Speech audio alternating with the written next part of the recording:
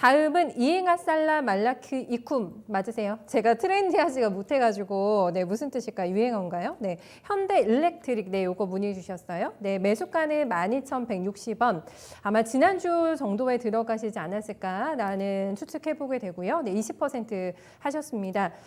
사자마자 지금 시장이 워낙에 조금 변동이 있어가지고 네 오늘 종가는 11,150원짜리에서 나왔습니다. 괜찮았어요. 최근에 추세 잘 타면서 네 올라왔던 종목이고 아직 연고점까지는 닿지는 않은 상태 그 자리에 지금 위치가 되고 있습니다.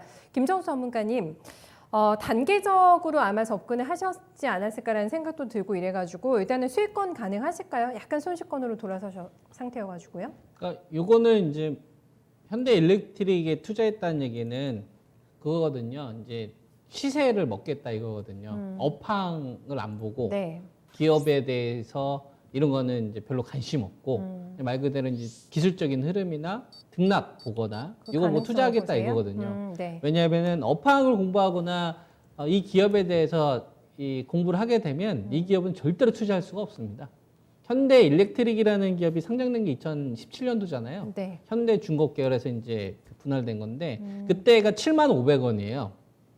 그리고 나서 지금 3년 지났잖아요. 아이고, 예. 3년 지나서 지금 4,800원이잖아요. 그러면 그러면 12분의 1토막, 13분의 1토막 난 거 아닙니까? 예. 그죠? 그리고 나서 지금 4,800원에서 이제 11,000원대가 2배 올라온 거거든요. 네. 그러니까 10분의 1 토막 난 종목들은 그러니까 우리가 주식이 낙폭과대했다라고 많이 이야기하잖아요. 근데 10분의 1 토막 나온 거는 이거는 산업이 분질러졌다라고 봐야 됩니다. 고점에서 10분의 1 토막 난 건요. 그냥 낙폭과대가 아니라 그 산업에 중대한 또는 구조적인 붕괴가 생긴 거예요. OCI 같은 경우가 그렇죠. OCI가 태양광 관련된 산업이 붕괴됐던 이유가 셰일가스 혁명 이후에 다시 유가 100달러 이상으로 갈 수 없는 이런 구조적인 변화가 생겼잖아요. 그러니까 10분의 1 토막 난 기업들이 기술 반등 나오는 거는 구조적으로 그 산업이 망가진 겁니다. 현대 일렉트로닉이 돈을 벌려면 이 기업이 돈을 벌려면 1차적으로 한국전력에서 이제 수주를 받는 업체다 보니까 기본적으로 한국전력이 우리나라 정부에서요 단가 인하 압력이 있으면 안 돼요. 요금 인상. 근데 지금 현재 정부의 색깔을 보세요. 공공기관이 약간 희생을 했더라도 가려고 하는 형태이지 않습니까? 통신요금도. 그러면은 현대 일렉트릭한테는 얘네들이 매출 거의 30% 차지하는 게 한국전력의 수준인데 한국전력이 버틸 수 있는 힘이 다운되잖아요. 여기서 첫 번째로 모멘텀이 떨어지죠.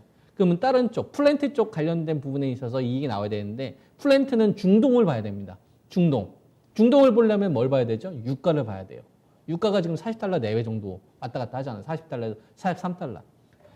과거의 셰일가스 혁명 이전에는 중동이라는 국가가 왜 돈벌이가 될 수 있었냐면 원유의 가격 결정권들을 중동 국가가 결정할 수 있었기 때문에 그렇습니다. 사우디가 하루에 제일 많이 배럴 생산했었을 때가 1,200만 배럴에서 1,300만 배럴 정도 생산했거든요.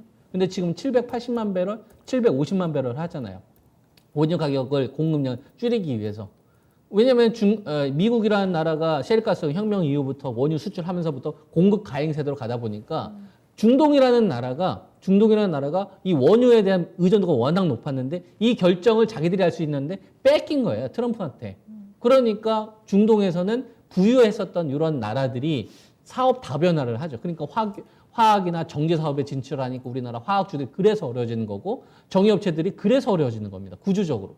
셰일가스 혁명 이후에. 그러니까 현대 일렉트릭 같은 경우도 그러면 한국 전력에 대한 이런 압박으로부터 자유로우려면 네. 중동이라도 봐야 되는데 이 중동에 대한 이 중동에 있는 국가들조차도 구조적으로 어려워지니까 현대 일렉트릭이 쉽게 말해서 기대할 수 있는 거는 현대 중공 계열에서 자체적으로 매출이 발생될 수 있을 만한 이런 사업에서밖에 없다 이거죠. 그러면 조선을 봐야 되는데 조선업황은 어떻습니까? 조선업황이라는 건 기본적으로 물동량이 급증해야 되거든요.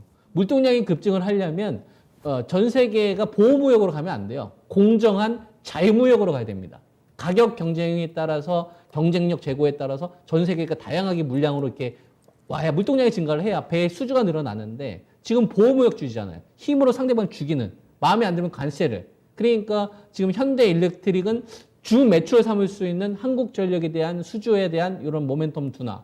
그다음에 중동에 대한 매출 의존도 떨어지죠. 네. 그다음에 현대중공업이 가지고 있는 영향이 떨어지니까 실적으로 이런 기업은 이런 부분을 공부하게 되면 투자를 안 하죠. 아하. 그냥 기술 반등 노리고 들어가겠다 이거예요. 예. 그러니까 저는 이제 그런 부분들에 대해서 이제 말씀을 드리는 거고, 물론 이거는 저의 성향입니다. 네. 저는 성장하는 산업, 빅사이클의 중심에 있는 기업을 해야 저는 돈을 번다고 생각하거든요. 지금의 바이오제약도 마찬가지죠.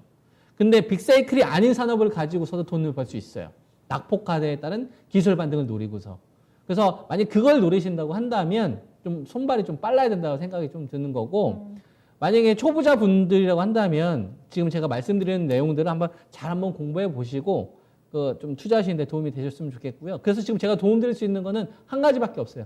기술적인 트레이딩. 네. 업황에 대한 이 기업에 대한 비즈니스 모델 자체는 저는 별로 좋게 보고 있지 않기 때문에, 그래서 지금 어제 종가 기준으로 나왔었던 1,750원 자리가 그 전에 7월 29일 날 발생되었던 이 10,000원에서 출발돼서 브레이크가 한번 걸린 겁니다. 그러면 1,700원이 깨지게 되면 기본적으로 10,000원이 열린다라는 생각을 하셔야 될 것 같고요.